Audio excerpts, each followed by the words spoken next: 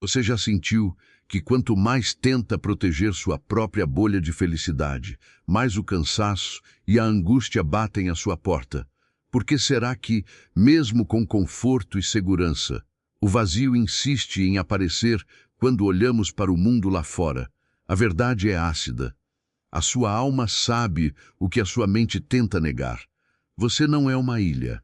Tentar ser feliz sozinho em um mundo que sofre é como tentar manter um quarto aquecido com todas as janelas quebradas.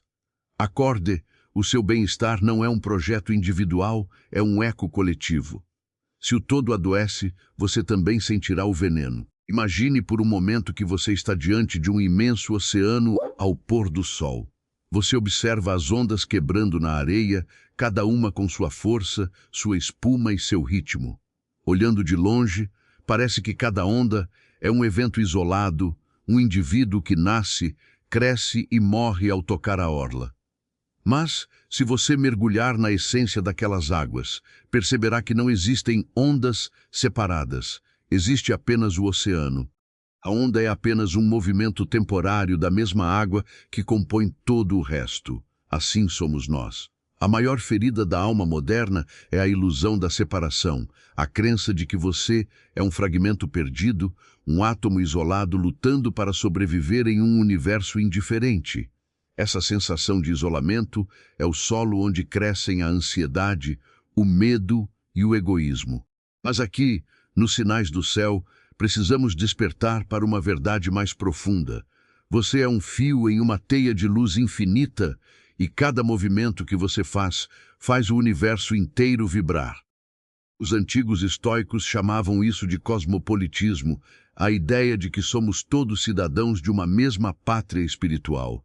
Marco Aurélio, em suas meditações mais íntimas, escrevia para si mesmo que fomos feitos para a cooperação, como os pés, como as mãos, como as pálpebras, como as fileiras de dentes superiores e inferiores. Trabalhar uns contra os outros é contrário à natureza. Quando você olha para o seu bem-estar como algo que termina na ponta do seu nariz, você está tentando viver contra a correnteza da vida. Espiritualmente, essa interdependência é o que Jesus chamou de o reino de Deus entre vós.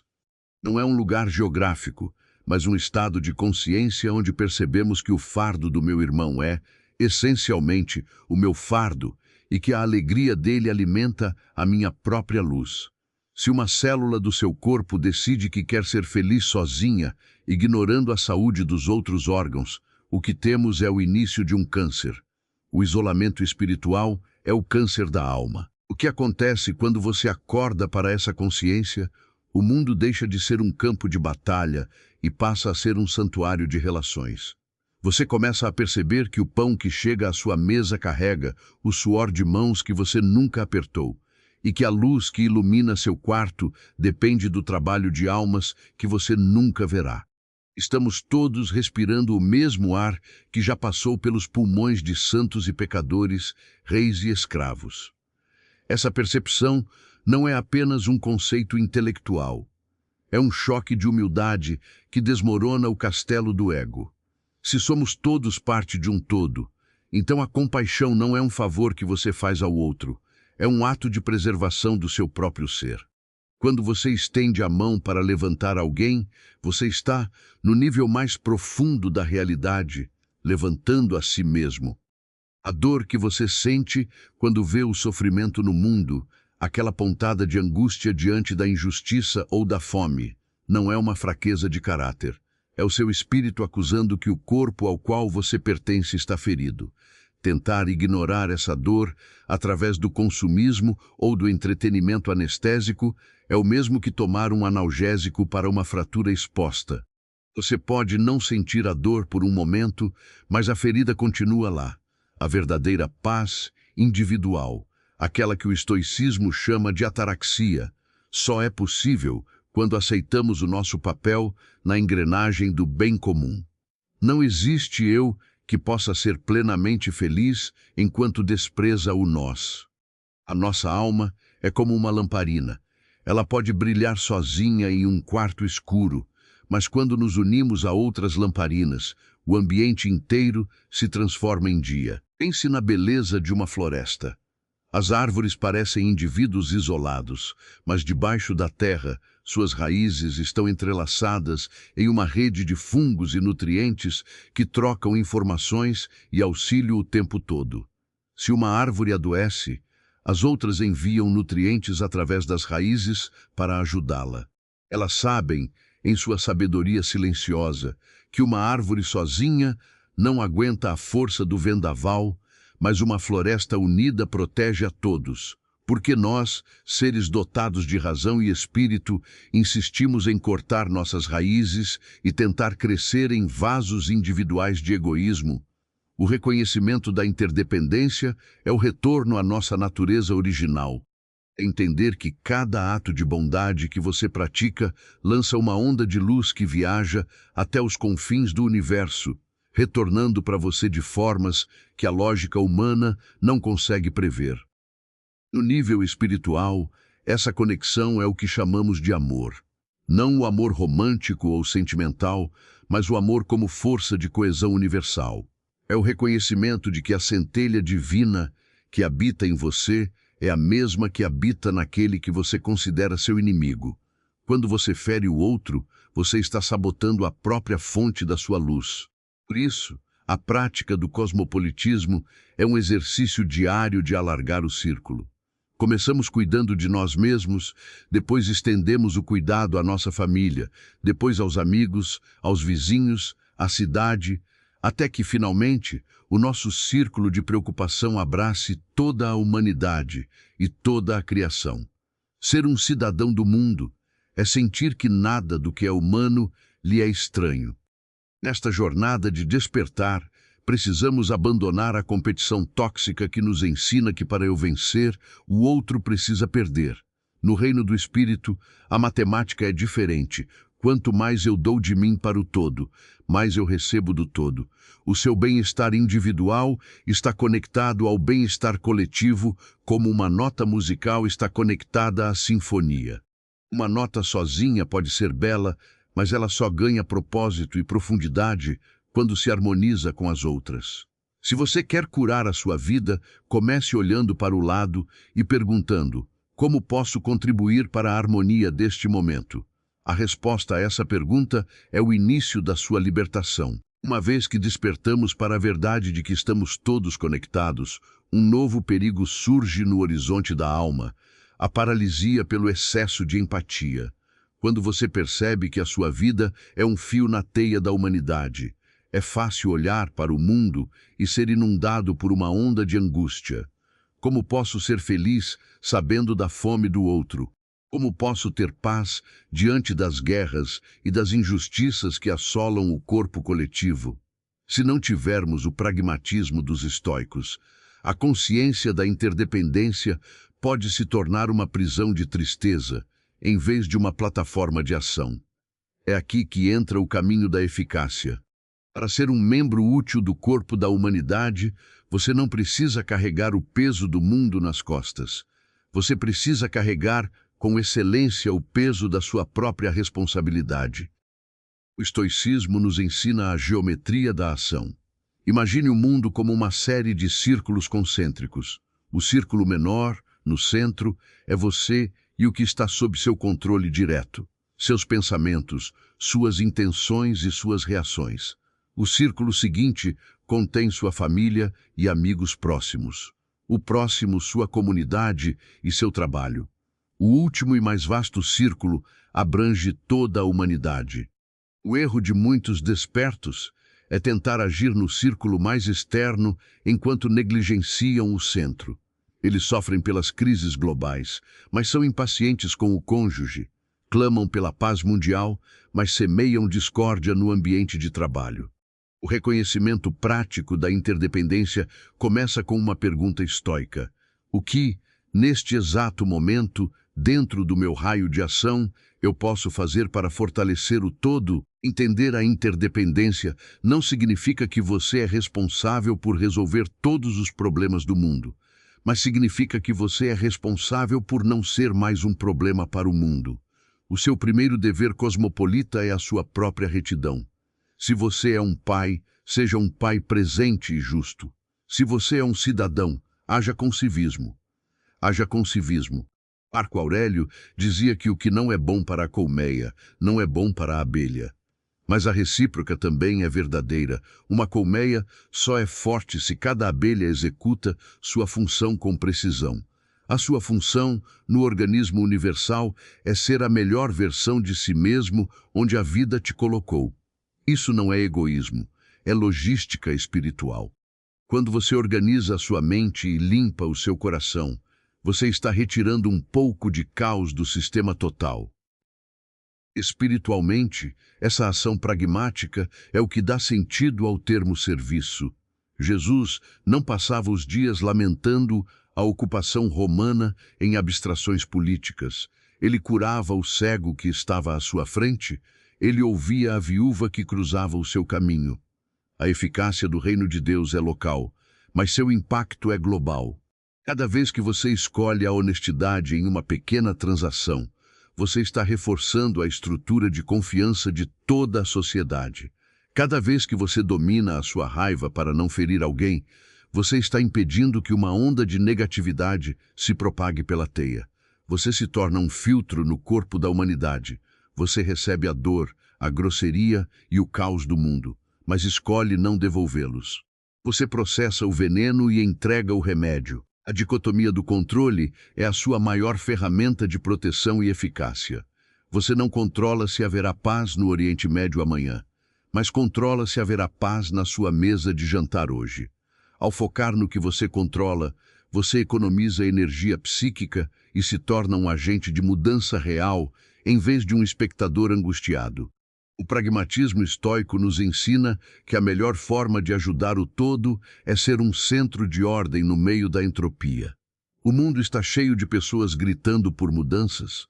Ele precisa de pessoas que são a mudança em escala microscópica. Se cada um de nós cuidasse da santidade do seu próprio raio de ação, o macrocosmo se curaria como consequência natural. Muitas vezes, a nossa resistência em agir localmente vem do orgulho. Queremos realizar grandes feitos, queremos que o nosso impacto seja visível e aplaudido. Mas a interdependência exige a humildade de ser uma célula anônima que executa bem sua função.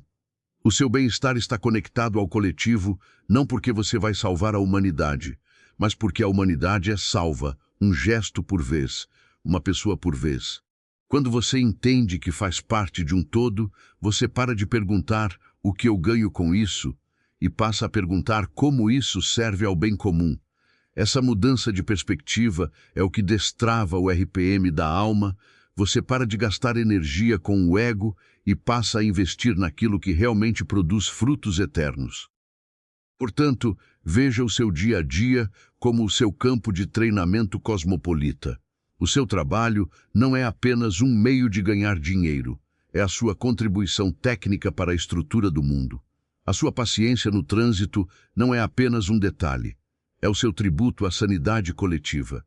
Quando você age com essa consciência, a fadiga desaparece porque você entende que não está trabalhando para um patrão ou para um sistema, mas para o Logos, para a harmonia universal.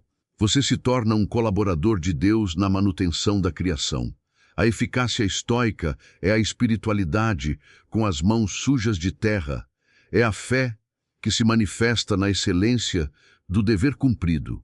Acorde para o fato de que a sua indiferença é o único verdadeiro pecado contra o corpo coletivo. Não ser indiferente não significa sofrer por tudo, mas sim importar-se com o que está ao alcance das suas mãos. Ser um cosmopolita prático é entender que a sua pequena luz é essencial para que a escuridão não seja total. Se a mão decide parar de trabalhar, porque não é o coração, o corpo morre. Se você parar de brilhar porque acha que sua luz é pequena, o mundo escurece. Seja a célula saudável, seja o ponto de ordem, seja o braço que age enquanto o coração do mundo ainda dói. A sua paz individual será o subproduto natural de uma vida vivida em harmonia com o bem de todos. Para que você compreenda definitivamente a importância do seu papel nesta teia de interdependência, quero que você visualize a construção de um templo antigo, uma catedral que levará séculos para ser concluída. Imagine que este templo não é feito de ouro ou mármore bruto, mas de pedras vivas. Cada ser humano que já pisou na terra é uma dessas pedras.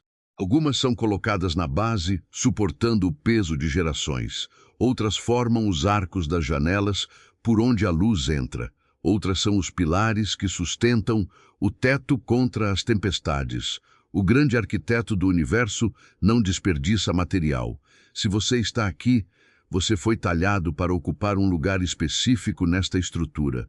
O seu bem-estar, a sua retidão e a sua força não são apenas interesses pessoais. Se a pedra que é você estiver rachada, mal lapidada ou fora de esquadro, o edifício inteiro, a humanidade, inclina-se para o abismo. Esta é a analogia final que o estoicismo e a espiritualidade nos oferecem. A consagração da unidade através da perfeição individual. Frequentemente, olhamos para a nossa vida e pensamos: o que importa se eu falhar hoje? O que importa se eu for desonesto em algo pequeno, ou se eu me entregar ao egoísmo por um momento? O mundo é vasto demais para sentir a minha falta. Esse é o pensamento da pedra que esqueceu que faz parte do alicerce. Quando você se recusa a crescer, quando você escolhe o caminho da sombra ou da indiferença, você cria uma lacuna na parede do mundo. O peso que você deveria carregar será transferido para os ombros de outra pessoa, sobrecarregando o corpo coletivo. Reconhecer a interdependência é entender que a sua busca pela virtude é um ato de sustentação global. Você se torna melhor para que o mundo possa ser mais forte. O rigor estoico de se talhar é, portanto, o maior serviço que você pode prestar. Pense nas catedrais medievais. Muitas pedras ficavam escondidas em lugares onde nenhum olho humano jamais as veria, mas os artesãos as esculpiam com a mesma perfeição das estátuas da fachada. Por quê? Porque eles sabiam que Deus estava vendo e que a integridade da estrutura dependia daquela perfeição invisível. A sua vida é assim. A forma como você trata um desconhecido, a integridade com que você cumpre uma promessa silenciosa, a paciência que você exerce na solidão, tudo isso são cinzeladas na sua pedra. Se você for uma pedra sólida, reta e confiável, o templo da humanidade permanecerá de pé, mesmo sob os ventos mais furiosos da crise e do caos. Muitas vezes, a dor que sentimos hoje como sociedade é o som das pedras rachando sob o peso do individualismo. Quando cada um decide viver apenas para o seu próprio prazer, a argamassa da simpatia se dissolve e o templo começa a desmoronar. Mas a boa notícia é que a restauração começa em você. No momento em que você decide: eu serei uma pedra viva, eu serei um suporte para o todo, a estrutura ao seu redor ganha nova estabilidade. O seu exemplo fortalece as pedras vizinhas. A sua paz estabiliza o ambiente. A sua presença pragmática e ética torna-se o sinal de que a construção ainda tem esperança. Você não precisa salvar o prédio inteiro sozinho. Você só precisa garantir que o lugar onde você foi colocado seja o mais sólido possível. Espiritualmente, essa é a beleza do corpo místico da humanidade. Não somos apenas peças de um quebra-cabeça, somos extensões uns dos outros. Quando uma pedra é polida, o brilho dela ilumina as que estão ao lado. Quando você encontra o seu propósito e age com consciência cosmopolita, você está dizendo ao arquiteto: eu estou pronto para servir. E é nesse serviço, nesse esquecimento do ego em prol da função sagrada, que encontramos a verdadeira felicidade. O bem-estar individual não é o objetivo final, é o resultado de estar em harmonia com o todo. A pedra que se ajusta perfeitamente ao seu lugar no templo não sente mais o atrito. Ela sente apenas a glória de fazer parte de algo eterno. Acorde para o impacto real da sua existência. Você não é um acidente geográfico, você é um elemento estrutural da realidade. A sua interdependência com o mundo é o que dá peso e dignidade aos seus dias. Pare de buscar uma felicidade isolada que murcha assim que o sol se põe.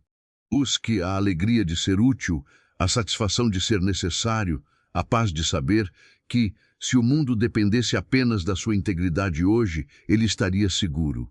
Seja o pilar que não cede. Seja o arco que acolhe a luz. Seja a pedra viva que entende que a sua força é a força de todos e que a dor de um é a cicatriz de todos nós. Nos sinais do céu, o nosso convite é sempre este: volte para a casa da unidade, onde cada batida do seu coração ecoa no coração do universo. Se esta visão do templo de pedras vivas tocou a sua alma e te fez perceber que a sua vida tem um valor muito maior do que você imaginava, eu te convido a deixar o seu sinal aqui agora. O algoritmo desta plataforma, de certa forma, funciona como a nossa própria teia. Ele precisa do seu movimento para levar essa mensagem a quem ainda se sente perdido no isolamento. Por isso, sele o seu compromisso com a unidade, deixando um comentário com a frase: "Eu sou parte do todo". Escrever isso é mais do que um gesto digital. É um lembrete para a sua própria consciência de que você nunca caminha sozinho. E se você conhece alguém que hoje se sente pequeno, invisível ou esmagado pelo ruído do mundo, seja você a mão que estende a luz. Compartilhe este vídeo. Às vezes, o sinal que o céu envia para alguém é justamente um link enviado por um amigo que se importa. Não esqueça de se inscrever para fortalecer a nossa corrente e ativar as notificações, para que possamos nos encontrar no próximo despertar. Fique em paz, haja com consciência e lembre-se: a sua pedra é essencial para que o edifício do mundo permaneça de pé. Até o próximo sinal.